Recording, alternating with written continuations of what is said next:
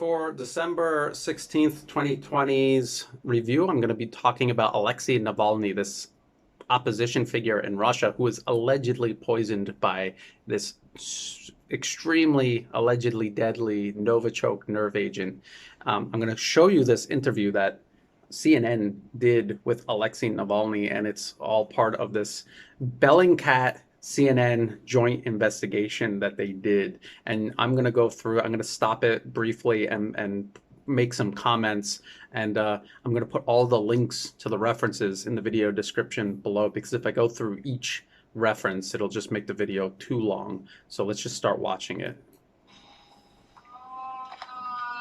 August 20th. On a flight to Moscow, a passenger captures the awful wails of Alexey Navalny. The Russian opposition leader has suddenly fallen ill, and he knows exactly why. I get out of the bathroom, turn over to the flight attendant and said him, I was poisoned, I'm gonna die. And then I lay down under his feet and to die. You knew in that moment that you've been poisoned. Yes. Quick thinking. So he claims he was poisoned. He knew he was going to die, but he's sitting there doing this interview with CNN in perfectly healthy. The pilot saves his life. Instead of flying on to Moscow, still 3 hours away, the plane diverts to Omsk. 2 days later, Navalny is flown. All right, get that. They say if he were to fly to Moscow for 3 more hours, he probably was going to die, and diverting the plane and landing saved his life. But he was in Russia for a full 2 days before he was flown to Germany. He was flown to Germany by this shadowy NGO that does not explain where they get their funding, and I will explain why they flew him to Germany at the very end of this. But just keep that in mind. If they flew 3 more hours to Moscow, he would have died, but he was in Russia for 2 more days. Apparently, the doctors in Russia saved him. If 3 more hours would have killed him, 2 more days in Russia, the doctors in Russia must have saved his life. To Berlin, where the German government announces he has been poisoned with the nerve agent Novichok. Now, an exclusive investigation can reveal a top-secret mission tracking Navalny, involving experts in chemical weapons who work for the FSB, the Russian successor to the Soviet KGB. This nondescript building on the outskirts of Moscow was the headquarters of the operation. We're staying in the car because we don't want to attract any attention, but this compound is part of the Institute of Criminalistics of the FSB, Russia's security service. And beyond that fence, an elite team of operatives has been tracking Navalny's every move for more than 3 years. CNN has examined hundreds of pages of phone records and flight manifests that reveal the backgrounds, communications, and travel of the group. The documents were obtained by online investigative outlet Bellingcat, which See, CNN just skips right past. Who is Bellingcat? It's just an online investigative website. Is that all Bellingcat is? Elliot Higgins, who created Bellingcat and is one of the members of Bellingcat, admits who funds them. The National Endowment for Democracy, which is funded by the U.S. Congress and overseen by Congress and the U.S. State Department. Elliot Higgins and Bellingcat are funded by the U.S. government, is a U.S. government-funded propaganda operation. So just keep that in mind as you listen to CNN make these allegations. 2 years ago, identified the Russian military intelligence agents allegedly sent to England to poison former Russian spy Sergei. Did you hear that? Allegedly. Because that's what you say when you have no evidence that they actually did it. The FSB toxins team was activated in 2017, just days after Navalny announced he would run for president in the election the next. Okay, so they're trying to imply that this toxins team, which they never even explain what that even means.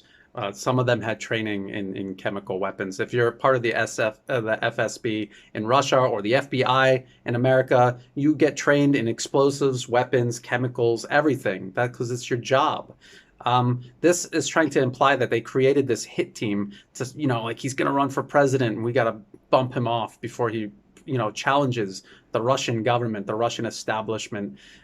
Alexei Navalny is one of the most unpopular opposition figures in Russia. Hardly anyone, before this happened, hardly anyone knew who he was. His approval rating, according to even a US NED-funded poll center, the Levada Center, and I'll post the links to their funding in the video description, they admit that his approval rating was 9%. And the people who disapproved of him, it was 25%. But hardly anyone even knows who he is. And even after this incident that helped raise his profile, only 20% now approve of his activities, whatever that even means, while 50% do not. So he's still incredibly unpopular. Incredibly unpopular. And if you understand how Russia deals with Alexei Navalny, they deal with him by just ignoring him and ignoring his cries for attention and his desire to be in the limelight and create a problem. So the last thing they're going to do is carry out a hit on him to raise his profile, which kind of helps us understand who might have benefited from carrying out a hit on Navalny that obviously didn't kill him. Next year, the team's leader, Stanislav Makshakov, an expert in chemical weapons.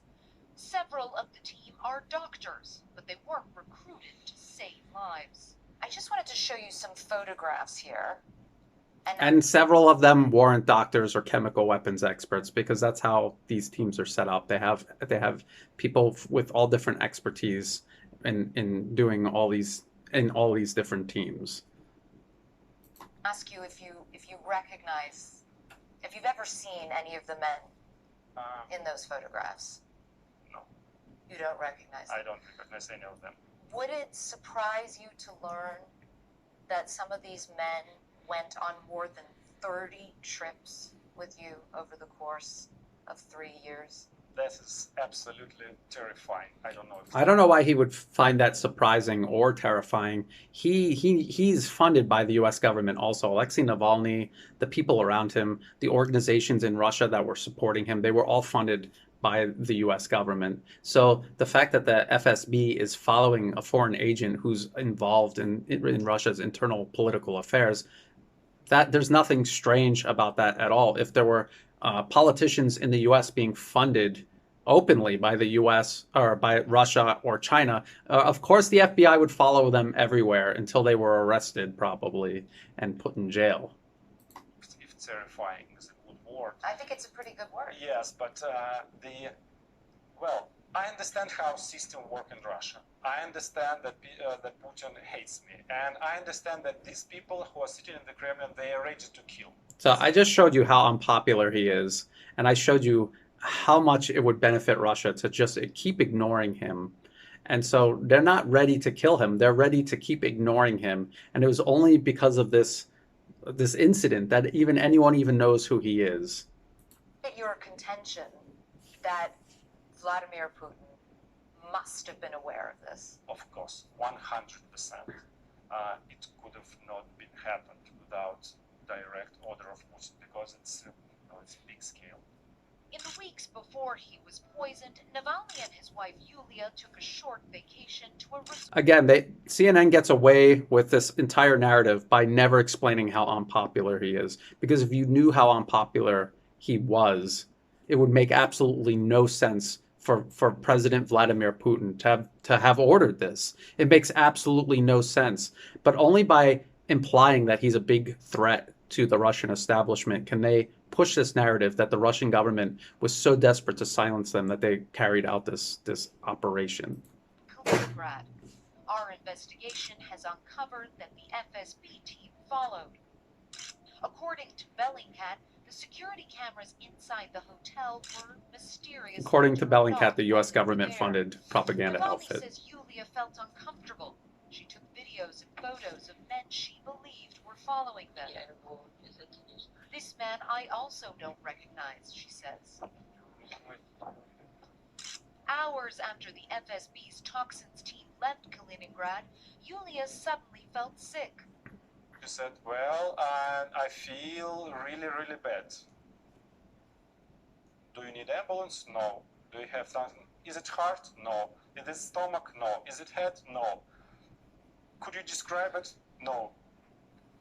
And then we approached restaurant, And she said, well, I feel like worse in my life. I never felt it before, but unfortunately, and of course I couldn't connect these dots. And they never went to the hospital. It was never realized investigated. how There's no bad evidence the of shock any was. of this at all. It's just a story. But the FSB unit was apparently not done with the Navalnys. So they're claiming it was a failed hit. Kaliningrad's cell phone data shows that several senior FSB officials were in regular contact with a lab in this compound. It's called the Signal Institute, and CNN and Bellingcat have established that it has been involved with researching and developing Novichok. No, they didn't. They never established that. The report is this report right here. This is what this claim is based on. Our investigative team believes that these institutes are involved in the continued development of Novichok. There's zero evidence in this entire report. There's zero evidence, and go read it. Go read it and tell me where the evidence is. There's zero evidence, which is why they use this weasel word, believes, because if they had actual evidence that established anything, they would know, and they wouldn't use that word.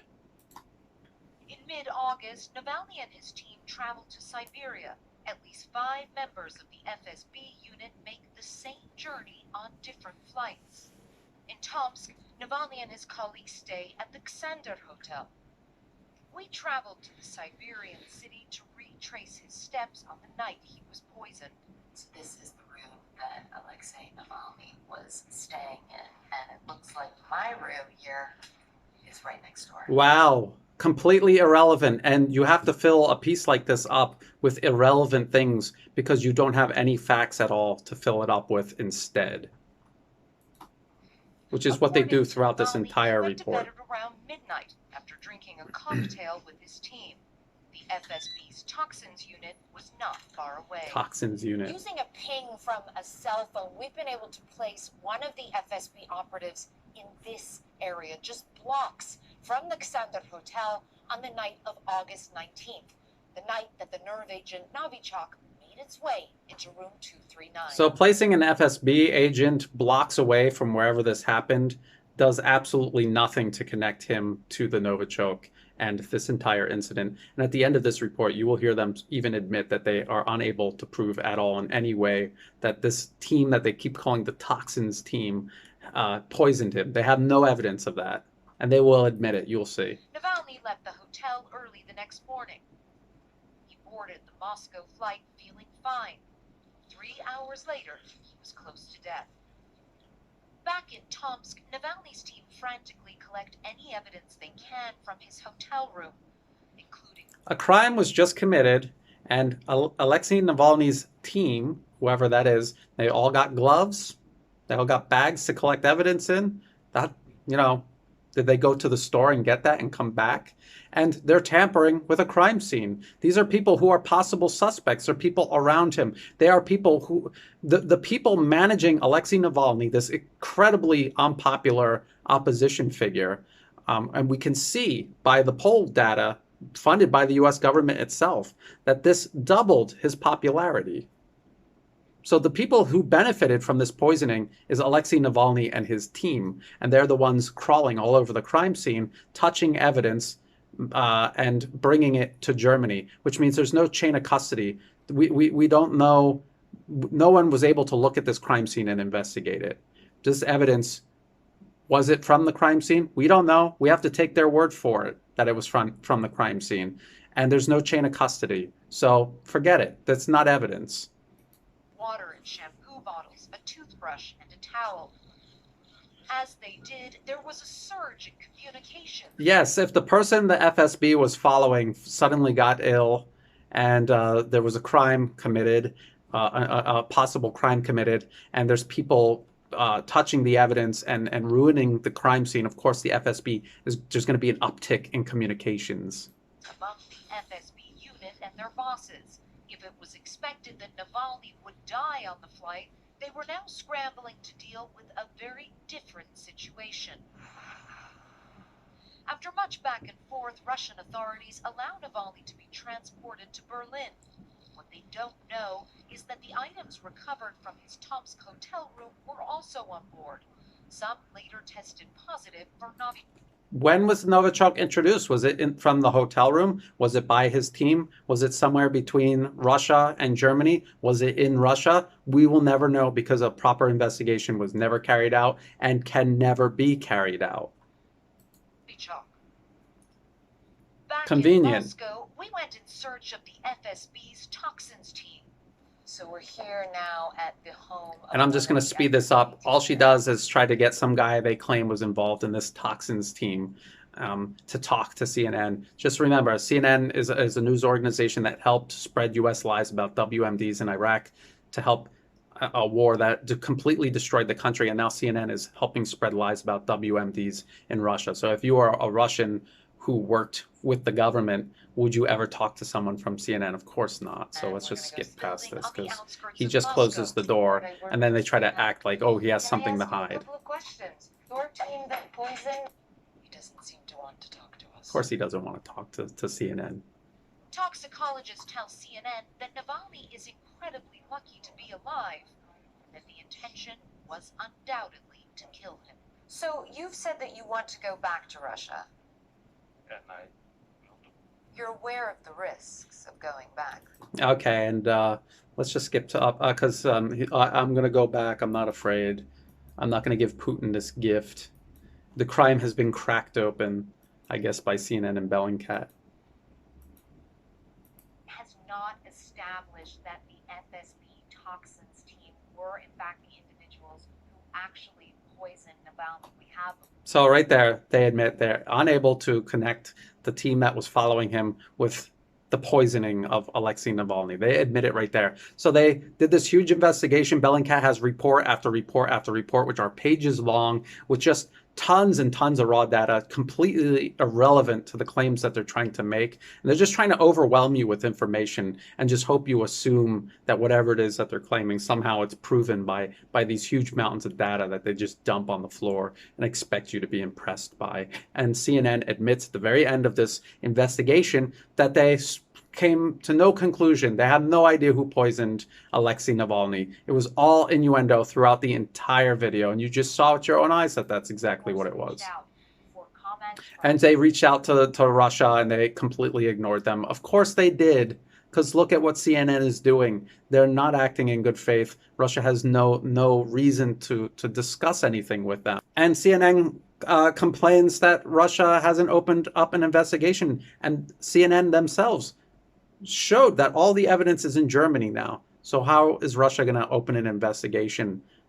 They asked Germany if their investigators can go look at the evidence that's in Germany. There's nothing in Russia to investigate except for a tampered crime scene where all the evidence has been removed. How do you investigate that? What do you do to investigate that? So just keep all of that in mind, and I'm going to put all the links to all of the all the things that I said will be in the video description. And there's one more thing that I want to point out. Why was Alexey Navalny flown to Germany? They could have flown him anywhere. France, the UK, anywhere. They could have flown him anywhere. Instead, they flew him to Germany because Russia and Germany are building the Nord Stream 2 pipeline.